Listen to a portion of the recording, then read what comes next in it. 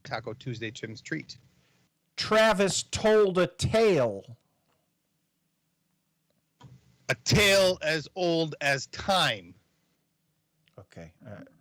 Okay. Yep.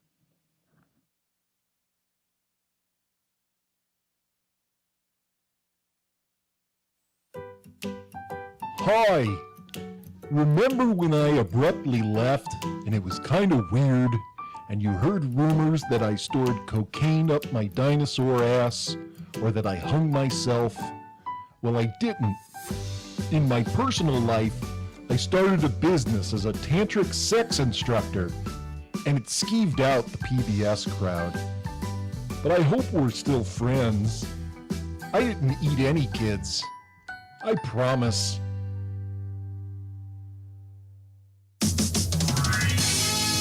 Wfod.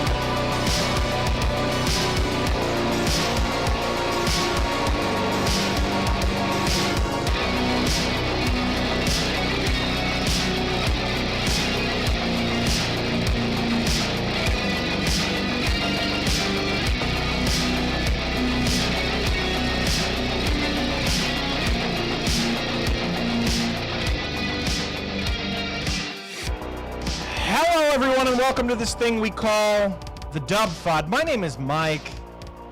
I am joined, of course, by my good friend, the king of pranks, the albino alligator, popcorn bitch, Coach T, the king of pranks, Jaguar impressive, old Crafty, the man o' spice, Crafty man o' spice, Mr. Travis Hulse, everyone.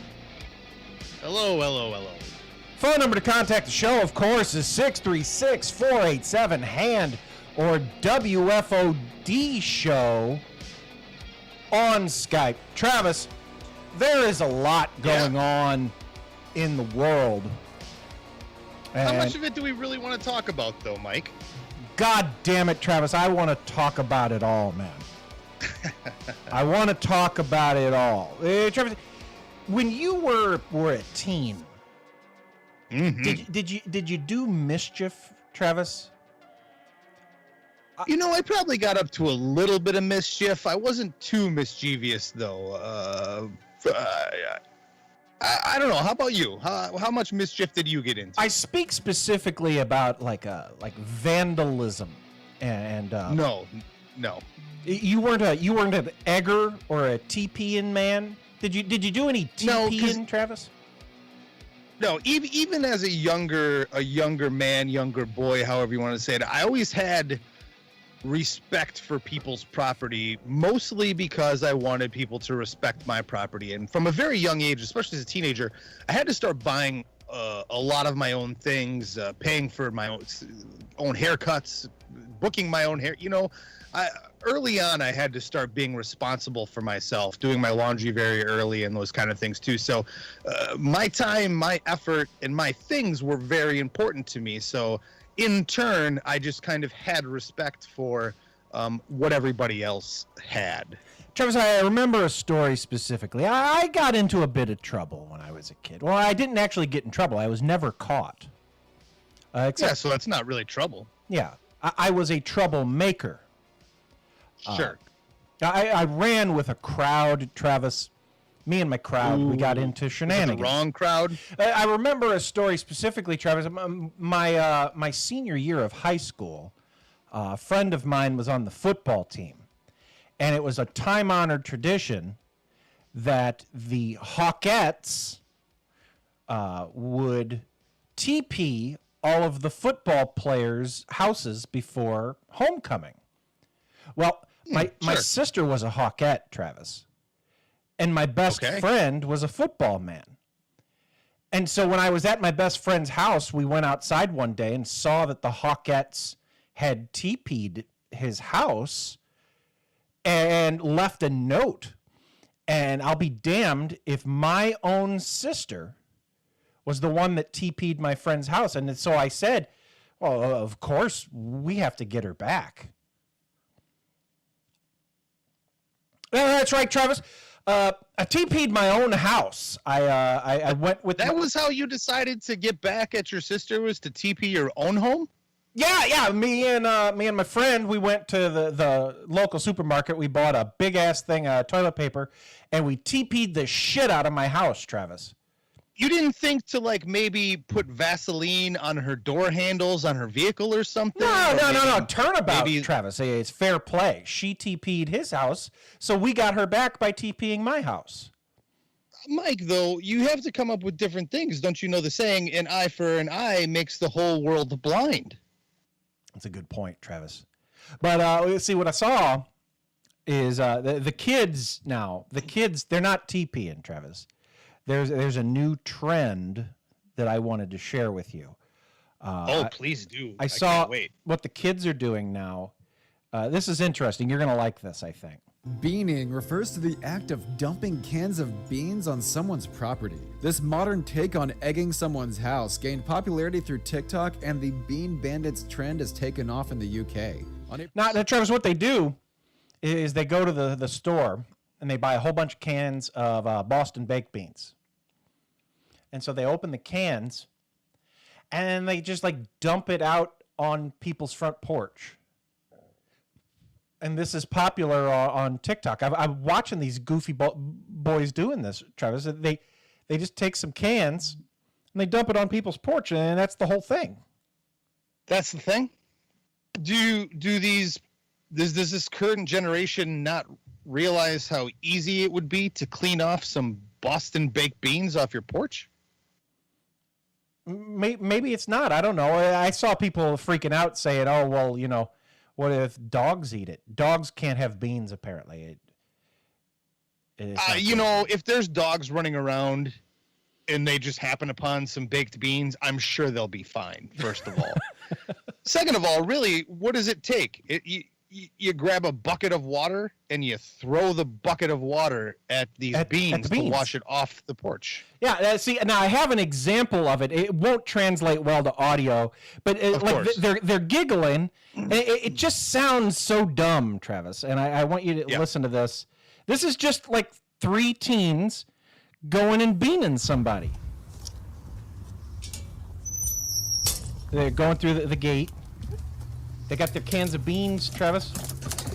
Oh, they're slapping them on the pavement. That's it. And then they run away. Did these kids dump it on like the sidewalk? Well, on the front porch. Okay, so I guess logistically, I'm curious. Do they have the beans open prior to arriving, or are they walking up the sidewalk and then standing in place and then opening the beans with the can opener? Yeah, I guess they'd have to like pre-open them, right? Sure. Well, they probably had to have their mom or dad open them because, I mean, if you hand a can to most teenagers and a can opener, do you think most are going to even know how to open it? These kids are stupid as shit. Maybe it's a good thing that they're beaning because they're learning how to open cans, Travis. It's a good skill to have. April 18th, 2021, the TikTok account Bean Bandits posted their first video, showing a group of teenagers dumping beans at someone's front door. The Bean Bandits, Travis, you look them up. They're the hooligans of the day. Please don't tell me how many followers these Bean Bandits have. Travis, that video that I played you just a second ago of them dumping the beans on the front porch, 41,000 views. 41,000 people are like, ha! They dump beans on the guy's porch. I fucking hate the internet, man. Imitation videos began to Like, surface how- on TikTok over the next few months, with users, generally teens and young adults, pouring cans of beans onto both private and public properties. The trend became so popular in the UK that on August 13th, the Surrey Police Facebook page uploaded a post warning residents about the beaning pranks. They urged victims of beaning to report the incident, providing contact information. So they're telling shop owners Make sure, to watch out sure for to these report kids. any beaning incidents. They show up and they buy a bunch of beans, and I guess when they get to the checkout counter, they say, "Hey, you're not gonna eat all these beans. What are you guys doing?" And then what? We got a bean and weenie party. It's like, yeah, no, we're gonna eat all these beans. We're stocking up for the end of the world. That's got to be good for like Bush's Baked Beanstalk, right? I mean, whoever owns that brand, I mean, maybe they started it. Maybe You think? Bush's Baked Beans is the one who said to some TikTok person, "Hey, man, we'll pay for like your monthly expenses if you create a TikTok account called Bean Bandits and just dump a bunch of our beans all over people's property, because then all of your dumbass peers will go and buy a bunch of our canned goods." Okay, Travis, you have a side item. It's maybe not selling. You're not having as many cookouts. You know, there's a pandemic going on. Right. Bush's Baked Beans are probably going, what can we do? And I mean, obviously, I imagine you don't get into the baked bean business for your product to become the tool of vandals. But times are rough. We got some beans to move, you know? Right. So you pay a marketing group, you pay a click farm to click on the TikToks to get the algorithm up for the Bean Bandits. Mm-hmm. And before you know it, you got yourself a craze. Yeah. Really, all you're hoping is to replicate the Tide Pod craze, right? Where like 2 people ate Tide Pods, and then the media blew it up to make all of these very susceptible minds go out and be like, "Oh shit, they ate Tide Pods. Maybe I'll eat Tide Pods on camera. They look delicious anyway, and then I'll tell my friends I ate the Tide Pods." And then Tide's like, "Shit, this is really working out in our favor." And then the parent company then, who owns plenty of other brands, can be like, "Man, we sold a shit ton of Tide Pods when that thing went down.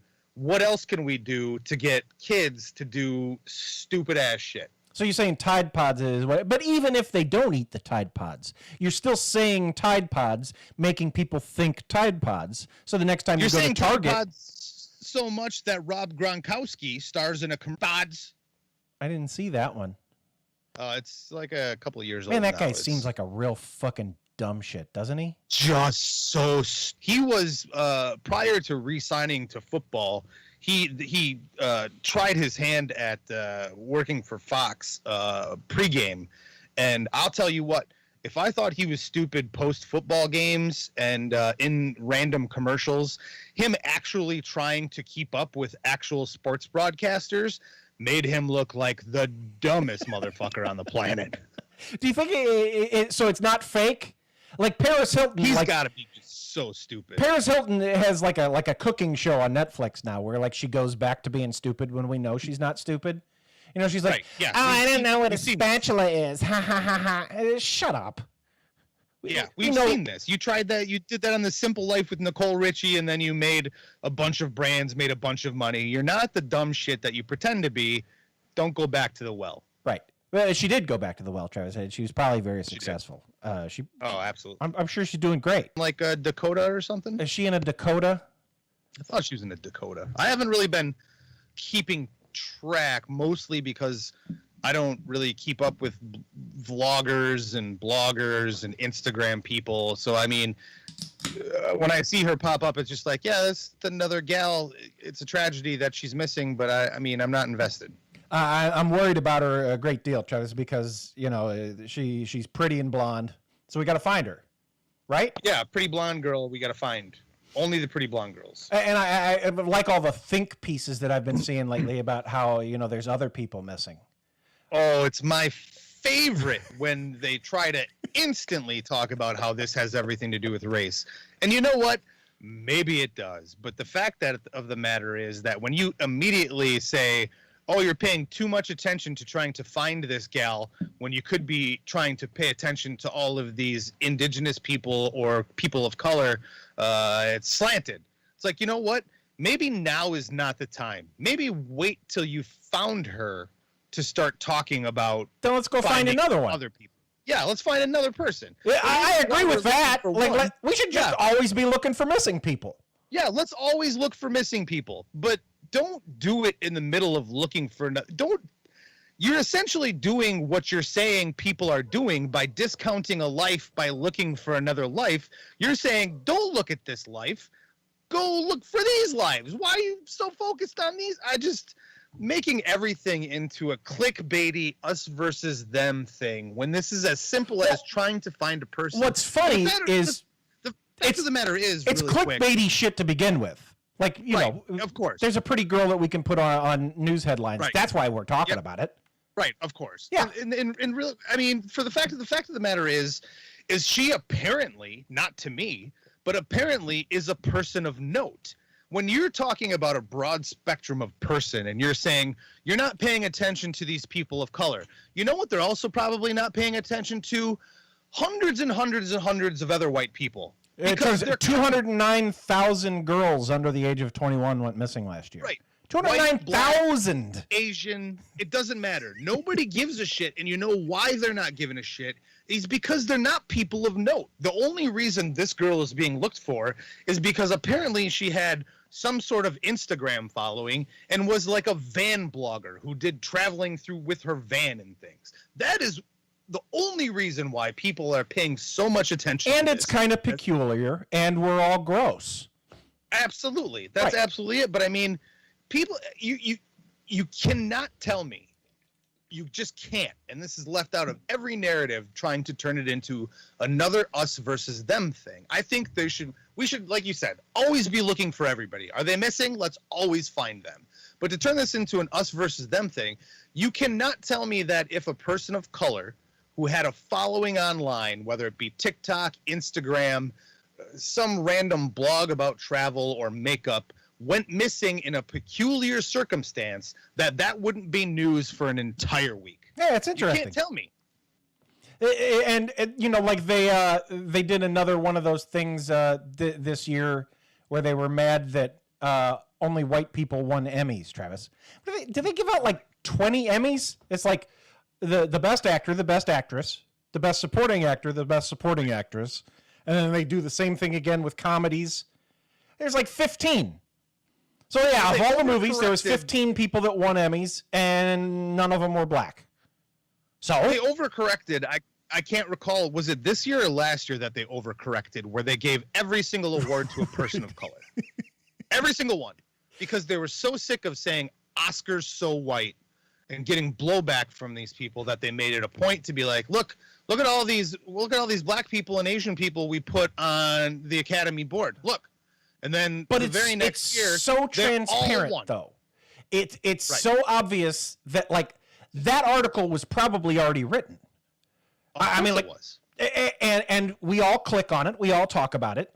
Like, we're all just trying to trick each other into clicking on ads, Travis. That's all we're doing. Because the entire media at this moment, the entire media, everything about social media, everything is knowing how to trigger certain groups of people or how to get people to click on shit and talk about it in a mad manner. Like, this is such bullshit that these things exist, and that's why they make them, is because people are like, this sucks, this is stupid.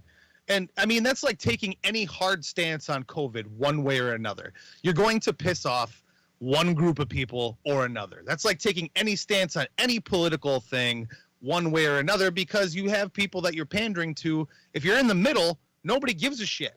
Nobody cares. Nobody's going to click. You're not going to get any views. So you have to pick a team on any issue, go super hard to one way or the other, and that's how you get your fan base. That's how media gets clicks. That's why Fox News is going to pander to the conservative voice, because those are the people that they're going after. And if those are the people consuming their media, the other side is looking at it and saying, well, this is all for them. Well, yeah, of course it is, because those are the people who watch it. But the other people click on it too to be mad at it.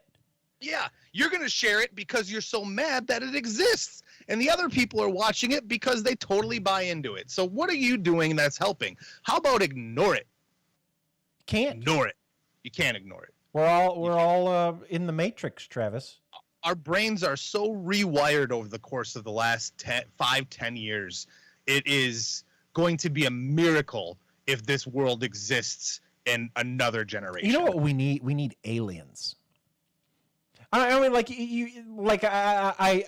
we just had the anniversary of 9/11 and everybody came together for 9/11. Great. I don't think another 9/11. I don't think we'd come back from that. I think we need aliens. No, we wouldn't. That's the only thing that can save us, Travis.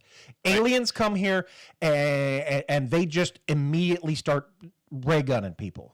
Right. Because if another 9/11 happened, what would happen would be people would find a way to pick sides about that. They'd be like, oh, yeah, it's because you were too soft on terrorism. Trump did 9/11 no, too. It's because your borders were wide open. You know, it'd be because you were, because you weren't, you didn't help people. I mean, people would find a way to make another 9/11 be the same kind of thing. But like, yeah, if an outside enemy comes in from another world, Mars attack style, I think then the entire populace could band together to find some common ground to save Kill the fucking world. aliens. Is there any way that we could like just get a bunch of like convicts or something and dress them up like aliens and just say, I wish there was, guys, you come down on a spaceship and just start shooting people and what could we give them to make them do their fake alien thing? We do have a spaceship. We've been holding it in a secret bunker. We do have laser guns that we've been developing. We're going to dress you up in funny felt costumes with weird, pointy antennae. You know how they faked the moon landing? They could fake the spaceship landing and then just have the spacemen running around. Oh, you could easily right now just create all of the video and broadcast it on Twitter, because it's the same kind of thing as like when, people try to use like an old video overseas to make a point about something happening now. They're like, oh, look, this is happening because of this. And it's like, look, Travis, if Boston Baked Beans can get it going, then like the government can figure out how to make this alien things happen. The government can, you can't tell me the UN can't find the best of special effects artists to create a fake alien invasion to get everybody, first of all, if you really want to get COVID under control and you want people to, if you really want to lock people down and get people fearful, just tell them there's aliens. And the only way to be safe is to, board up your home. But yeah, you can't tell me that the UN can't fake an alien invasion. Stay away from the aliens. Right, exactly. Aliens are here. Board up your windows. Only order from Amazon Prime because none of the grocery stores have anything anymore because the aliens are here. The aliens are probably already here, Travis. I mean, if there's 209,000 girls going missing, I mean, like, people aren't making all those people go missing. It's not suicides. It's probably fucking aliens, Travis. Do you really think if the technology was available to extraterrestrials? Yeah, there you go. Terrestrials? Extraterrestrials. There you go. If the technology was available to them to travel distances where they could come and visit, because we don't have that technology, if they could visit other planets, do you really think they're going to waste their time with this fucking garbage ball that should just be incinerated as it is? Yeah, we're going to fuck it up on our own. We don't need their help. Yeah, we're burning this planet alive. We're fighting all the time. Like, what do they want with us? I mean, if they were here, and they saw what a mess we were and how easily coerced into doing anything that the entire world's populace is, they could just start picking us off now. I mean, in droves, and nobody They would just stop them. whoop the girls up though, Travis, and keep them as pets. Yeah, maybe. Yeah, I guess like the human zoos in The Simpsons. Yeah. You want to take? I think some of that was probably far-fetched, Travis. I mean, maybe it depends. There's a radio show that's been broadcasting for years called Coast to Coast AM, where people swear to Christ that they've seen all sorts of weird supernatural and extraterrestrial things constantly. So, I mean, there's plenty of people out there that claim to have seen it or experienced it. How far-fetched could it actually be? You ever see anything weird, Gator? No, nothing that I would attribute to being alien or supernatural. You? No, I don't think so. I do have a very vivid memory of when I was living in Colorado, so I was probably 4 years old. And you know how the brain works and how memories change and things, but I do remember very vividly being like 4 years old, having fallen asleep with my He-Man sticker book on my chest, and waking up and swearing to Christ that I saw a ghost, like almost like the one in Ghostbusters where it was kind of in rags, floaty rags kind of thing where you could see through it or whatever, and waking up and screaming very loud for my parents to come in. And my brain still can summon up that actual image of that ghost, but it could have been some light playing tricks on the curtains, and then it just cemented in my brain as that, because that's what I remember seeing. But beyond that, I mean, I've not seen anything that would lead me to believe that there's anything beyond just a bunch of meat sacks walking around the earth. Fucking shit up, throwing beans on each other's porch. Dumping beans on fucking probably perfectly good porches. Fucking dorks. I'll tell you what, Trevor, we're going to take a break. When we come back, we'll talk about other stuff. I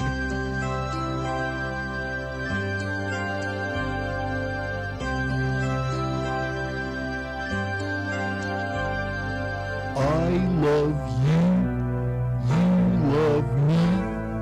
We copulate tantrically. WFOD!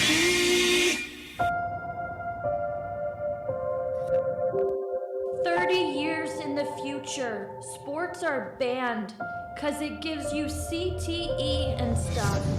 But they said we can do them again if we get you to do them. So will you join us? Will you let us gamble again? I'm so sick of watching World Series of Poker. Well, not really the overwhelming response we were hoping for. Wait. Hey, Twitter world, yours truly. Absolutely not. He's 74 years old, plus the whole murder thing. What you're talking about, which he was acquitted for, I might add, was 27 years ago then, and 57 years before now. Most people who would remember it are dead. You're right. God help us. Plus, the only thing on TV is cornhole. Let's do it.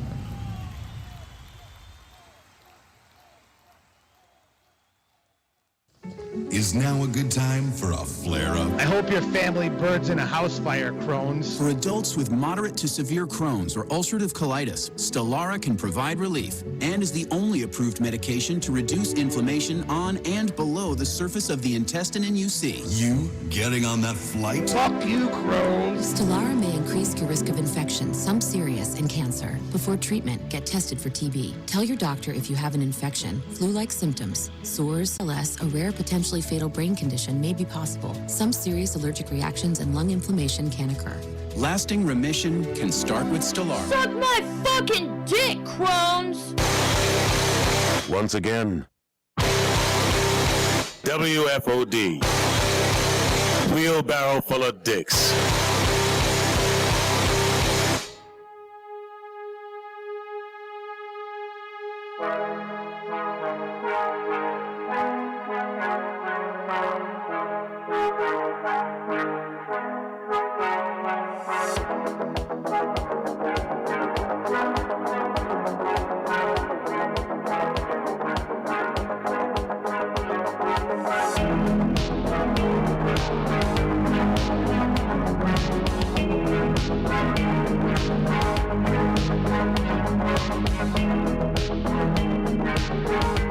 turn.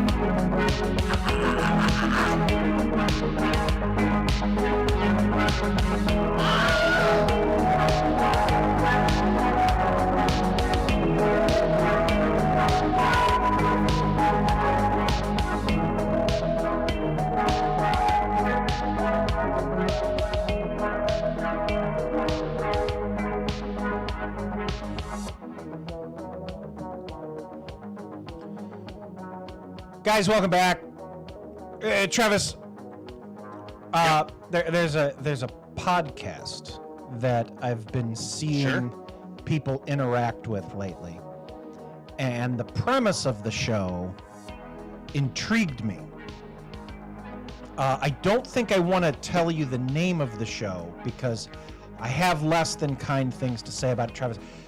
Their audio quality, Travis, I'm going to say is insulting. Like, I don't. It's not good. I don't know if their thought is that people will just listen to it anyway because people are terrible. No, the whole point of an audio medium is to have the audio be as good as possible, right? Like I have heard podcasts with terrible audio before.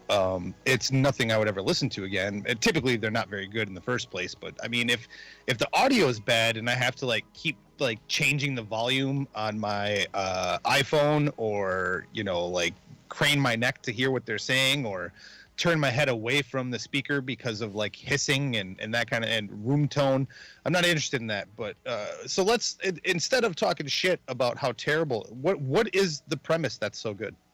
So the premise, what they do is I think they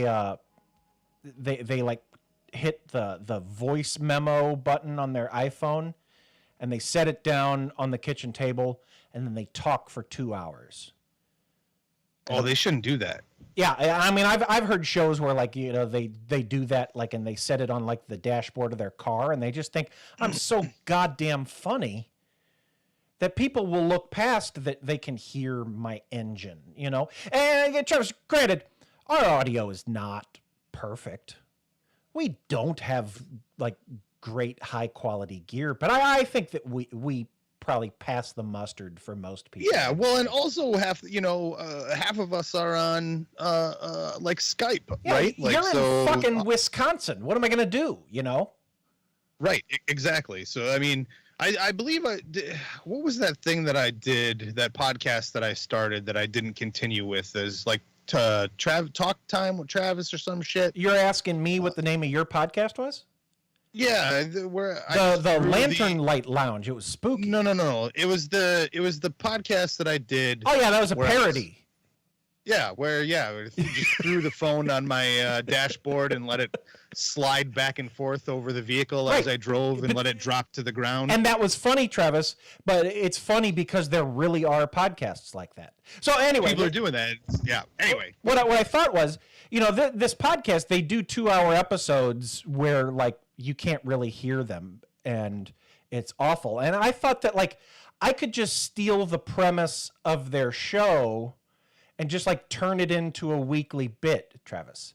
Oh, sure. Yeah, that's a great idea. And really, we can sum on whether a movie has a horse in it or not. Well, yeah, the premise of the show is they talk about a movie that has a horse in it, but it's not a movie that has a lot of horse in it or that has a lot to do with horses. So cowboy movies, they don't talk about those.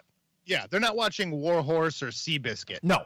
What happens is they talk about Mrs. Doubtfire for 2 hours because at the beginning, when Robin Williams is having the party with his kids, there's a horse that eats some of the cake.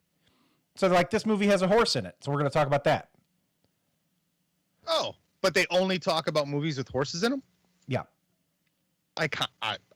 That's a great premise, actually. It's pretty good, right? And so I thought that what we could just do is watch a movie each week, And you could say, hey, Mike, I watched a movie this week, and then I'll play the theme song, and then you can tell me whether or not it had a horse in it. Oh, okay. Travis, I watched the movie Old, the M. Night Shyamalan film today, and I paid close attention. I looked out. It was a terrible movie, Travis. It might have been worse than The Happening, which I don't even know how it's even possible that he could have made maybe like somebody dared him, like somebody said to him, there's no way you could make a movie worse than that movie you made called The Happening. And he goes, hold my beer. I'm going to do it. I'm going to make a movie even worse than that movie. Hold my beer. I'll one-up myself on how terrible a movie could be. Yeah, like everybody keeps telling each other what they do for a living, and I don't really think that had anything to do with anything. Like they keep telling, for some reason, everybody introduces himself like, hi, I'm Jim, I'm a nurse, and then that never comes up again. There's no reason for them to keep telling us what they do for a living. It doesn't matter. And I guess because it's an M. Night Shyamalan movie. Nobody does that. Yeah, like while we're watching it and it's happening, it's standing out. You're probably thinking, oh, this must be part of the twist. But then it's not. So, like, he's faking you out now, is what he's doing. He's trolling you. But go ahead, Travis, ask me. You're waiting for, it's the bees, Zoe Deschanel. It's the bees and the trees. The bees and the trees are doing it, Zoe Deschanel. No, Travis, we're in the middle of a segment. Ask me. I could have fought all the 9/11 terrorists if I was on that plane, Zoe Deschanel. So Mike, did old M. Night Shyamalan's newest film have a horse in it? No.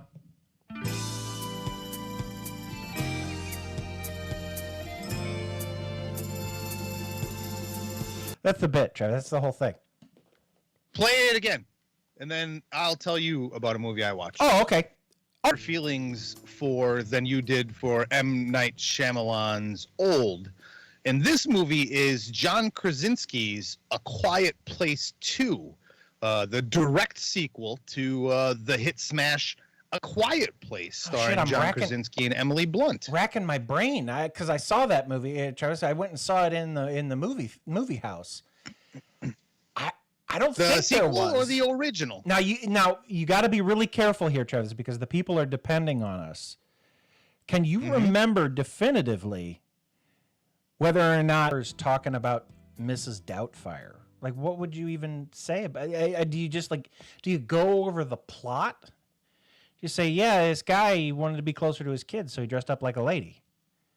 Well, I suppose, first of all, you would talk about, I mean, I don't know how in-depth they get. Do they talk about the production, post-production, its release date, its box office? I mean... I guess if you did, like, a lot of research, you could probably have an informed talk about Mrs. Doubtfire. Probably. Yeah, you could make an entire 2-hour podcast on pretty much every movie, because you can discuss the movie beat for beat. You can talk about what you liked about it, disliked about it, talked about the cast, other things that they've done, the filmmakers, the crew. I mean, the studio. There's a lot of shit you could talk about. But you probably got to talk about that horse, because people are coming to you for horse content. Of course, after you cover whether or not there's a horse in the movie, and but what they the don't do it if it doesn't have a horse in it. If it doesn't have a horse in it, they're not fucking talking about it, Travis. They're not fucking around with it. Yeah, it's horse or nothing. Right. But of course, you're going to have to talk about that horse because that's the whole premise of your podcast. Yeah, we talk about movies that have horses in them, and we talk about it while our iPhone sits on our kitchen table, and that's it. That's what we do. Yeah. While we eat bananas, crackers, nuts, popcorn. Did you see the Blue's Clues guy apologizing for going to college and telling you that he missed you? Did it make you feel? Excuse me. I mean, not as much as it might have for other people, because I was too old for Blue's Clues. Like I was too. my younger brother is 12 years younger than me, and he was the right age for Blue's Clues. And then my oldest son, who is now 22, he was old enough for Blue's Clues. Steve was around for both of them. So, I mean, I thought the message was cool. I always liked Steve from Blue's Clues. I liked kind of, the fact that this guy, I mean, it's a real talent to be acting against the green screen every week and pretending you're seeing talking salt and pepper shakers and things like that. And he was always he doing wholesome. like a Roger Rabbit? There was literally nothing there, nothing at all. Like, did they add it later? Or did he just do the whole thing and then they're like, okay, let's put the dog behind him? Yes, there was literally nothing. If you watch, because you can see some behind the scenes things, and there was literally nothing there. They would play the music on set. They would play, like, somebody would be reading the voice cues for the characters, but he literally was like pretending to walk in front of a, like how when he would like jog from place to place or walk from place to place. It was just him in front of a green screen. The entire episode was just that. So any of those people who can do that, whether it's Steve or I believe the second guy was Joe, I don't know who the hell the new guy is, but there's a lot of talent there. And I do like the sentiment that Steve brought when he made that little video. And I do appreciate that a lot of people got very emotional. I just thought it was a very sweet video to put out. When of course, when I was shit on right putting away. together the Barney parody that we did this week, I was talking to Which I love. Dan Furnicase about it because I wanted Dan to be Barney because Dan's better at voices than I am. And like I didn't know the weird stuff about the guy who was in the Barney costume. Like I stumbled on it, but like that was real. People thought that he was hiding cocaine up his Barney ass, and people thought that he hung himself, and he was actually like a tantric sex teacher. And like they didn't say he was fired, but they didn't really say he quit either. And he's just no longer Barney. Notably, like a year after he stopped being Barney, he started being a rapping teddy bear called Hip Hop Harry. So like, it wasn't like he wanted to get out of the game, Like he probably would have kept being Barney if they wanted him to, but like he was like weird into tantric sex shit, and I think they were kind of like, yeah, no, it's creepy. This stuff. Well, that's obviously got to be where a lot of these plots for these TV shows and movies came from, like Death to Smoochie probably had a little bit to do with the true story of Barney. But there's a lot of things that have popped up over the years where people, if people don't see what that person is doing now after so many years, or it's not as big, or it just kind of disappeared quick. Like that's the same thing as saying like when people said, oh, that Marilyn Manson, that was Paul on the Wonder Years, or Katy Perry is John Benet Ramsey, and he took out a rib so he could suck his own dick. I heard that one too. Yeah, absolutely, of course. So and he, Marilyn Manson didn't do any favors where he wrote a autobiography that was just stone cold lies. It was just perpetuating the character that he's been emboldening. Did he say that he came from hell? He was born from Satan's womb? No, it was like things like about the time when because I read this, God, I was probably 17 or 18 when I read his autobiography, and it was like shit like the time that he went down in his grandpa's workshop and found his grandpa's dildo collection and things. I highly if you haven't read Marilyn Manson's autobiography, I highly recommend it because as a piece of fiction, it is amazing. Is there some kind of rule where your autobiography has to be true? Well, only if you're chosen to be like on like Oprah's book club. Oprah's book club. Was that the joke you were going for? It was actually the joke that I was gonna make. We've been doing this together too long, Mike. Yeah. We're making the same jokes. We get to a point now where we just finish each other's sandwiches. I'm getting requests. Yeah, I mean, absolutely, and we can keep this going at least for a couple of weeks until we get sick of it. Yeah, I'll leave this sound on my board for at least another week, Travis. And if you guys watch a movie, pay special close attention to whether the movie has a horse in it or not. And don't give us bullshit information, because we might just go back and watch it. And if you tell us a movie doesn't have a horse in it and it does, you banned from the show. We'll take this seriously. Travis, I got a pick of the week. I actually have not watched it yet, but the idea makes you excited. Have you seen previews for BJ Novak's FX show called The Premise? No, please tell me. I believe that it's Twilight Zone-y. I don't think that it's like a serial story. I think each episode is its own thing.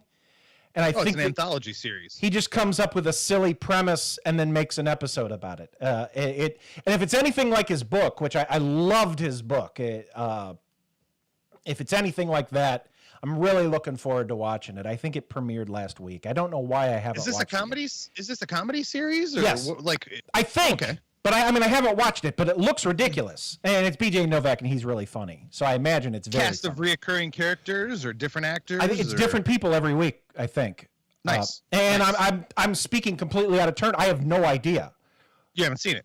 I haven't seen it. But yeah, I think that they do a episode about a ridiculous premise. And he has a chapter in his book about like a sex doll that comes to life. I don't know. There's a lot of goofy stuff. The preview looks great, so it's called The Premise. I do like that premise, like to be like, okay, here's the idea, and then you riff on it for an entire episode. Like what channel or streaming service does this belong on? It's on FX, so I guess it's on FX on Hulu, right? All right. Do you have Hulu? I do have Hulu. Well, it's probably on there. Yeah. I do like BJ Novak too. Like, I know he hasn't been really in front of the camera too much since The Office, right? Like, he's mostly been behind the scenes. So, and you do recommend what's his book called? Is it just BJ Novak by BJ Novak? I don't remember what it's called. I have it. The audiobook's great because he gets like all his friends to voice, because it's like little short stories. Like one of those autobiographies where it's like every chapter is like an essay essentially. No, it's not an autobiography at all. It's short stories, but yeah, they're all. I'm looking up what it's called, Travis, because One More Thing, Stories and Other Stories by BJ Novak. Oh, so it's not a BJ Novak book about BJ Novak. No, it's not about BJ Novak. It's a bunch of short stories. Okay. And they're ridiculous. Right. And he has like a whole bunch of people act them out and stuff. So yeah, don't even get the book. I bought the book, but I had already listened to the audiobook. But I recommend the audiobook because it's got a bunch of people in it and it's really good. So, but no, that's not my pick of the week. I think I've already had that as my pick of the week. Is this getting confusing? The Premise is your pick of the week now on FX. Yeah, The Premise. It's on FX. Travis' pick of the week?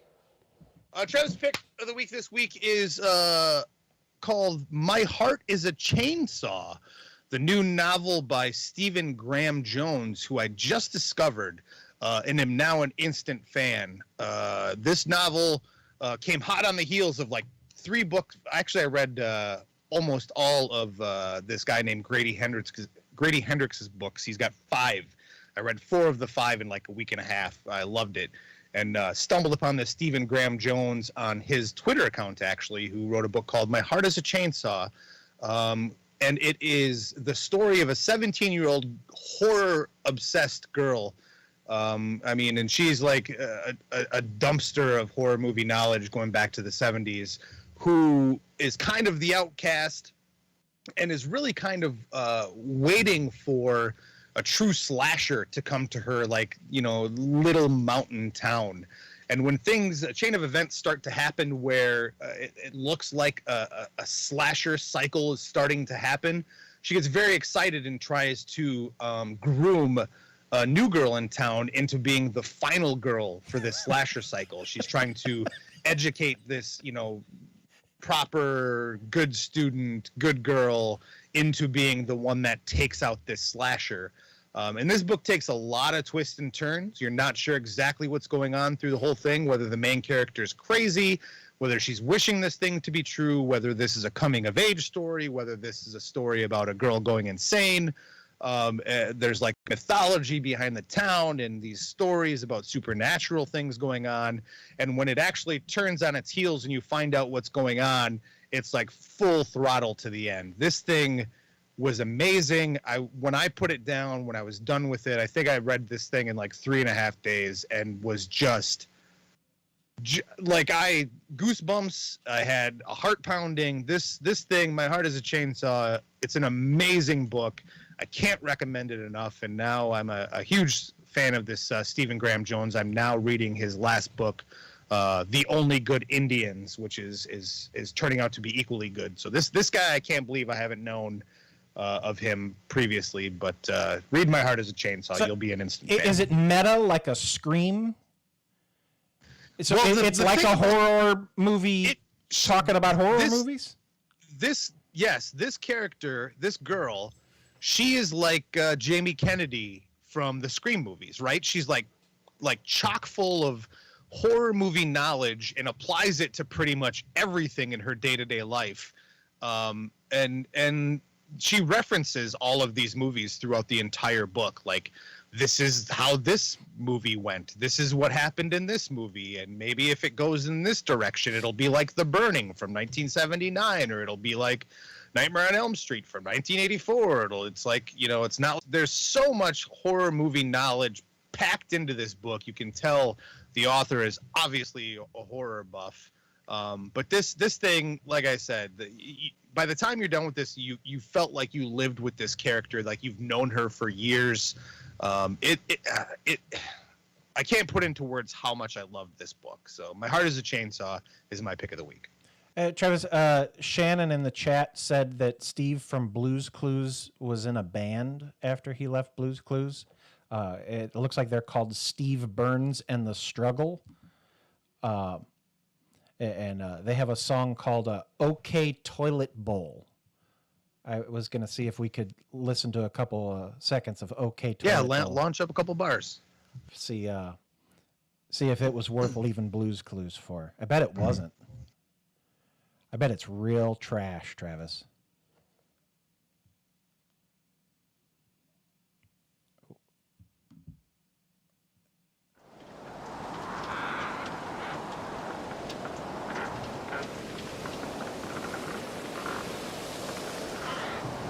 Okay, we got a toilet and a little girl.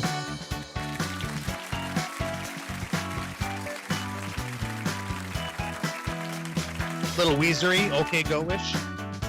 Yeah. In the days before, underwear. Shut up. Guys, we did it. Good times, everybody. Thanks for joining us. Thanks for joining us. I'd say we probably do it in about a week. Hopefully our good friend. Yeah, maybe Drunk will be back. Drunkard STL Talk to all y'all. will be here. Yeah. Thanks, Travis. I'll see you around the trail, bud. Hey, be looking for that gal. Bet. What's that gal's name? Gabby something? Look for her. Gabby, is it Petito or something? Yeah, look for this girl. And all the other missing people. The laundry guy. He probably did it. Look out for him, too. And everybody else. Look for everybody. Okay, bye. Look for everybody.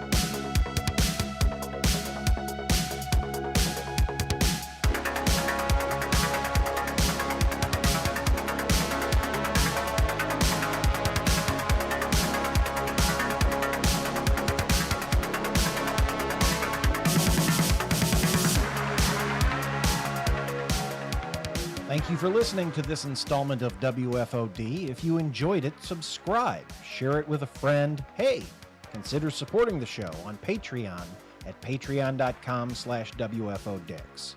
Follow us at twitch.tv/WFOD show or youtube.com/user/WFODix. Should figure out a way to make that better. Leave us a voicemail at 636-487-4263 or email travis@wfodix.com with comments, questions, guest suggestions, or whatever.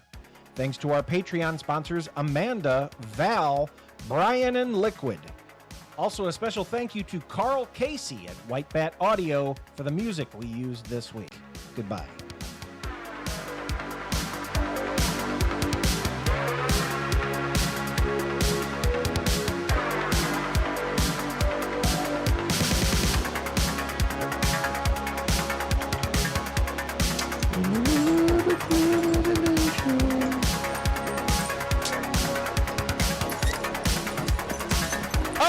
Good for you! Fuck me, Zach Morris. Dildos? Dildos? You should know it's over. Well. Bye. I think I said WFOD show and not WFODshow.com. I think it was supposed to be .com, Travis. I messed that up. I got to fix that. And it's not like the Google machine doesn't work if you type in WFOD show. Well, it probably does. It does. I hope. That's how I do it. That's how I do it. Yeah. .com, guys.